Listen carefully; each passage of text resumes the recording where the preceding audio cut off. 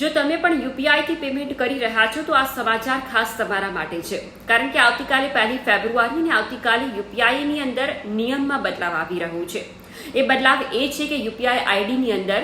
જેમાં સ્પેશિયલ કેરેક્ટરનો ઉપયોગ કરવામાં આવતો હોય છે, જેમ કે @ હોય કે પછી હેશટેગ હોય કે પછી ડોલરનું સિમ્બોલ હોય,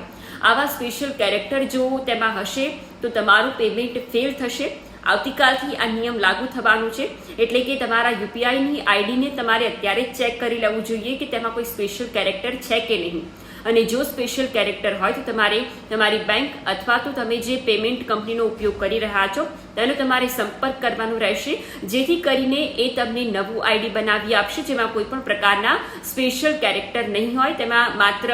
આલ્ફાબેટ હશે અથવા તો નંબર હશે, જેના થકી તમારે યુપીઆઈની પેમેન્ટ છે તેમાં કોઈ પણ પ્રકારની રોકટોક નહીં આવે. અને જો આવતીકાલ સુધીમાં પણ આ બદલાવ ન આવે અને તમે પેમેન્ટ કરવા જશો તો પેમેન્ટ ફેલ બતાવશે, જેથી કરીને આજે જ તમારે આ કાર્ય કરી લેવું જોઈએ.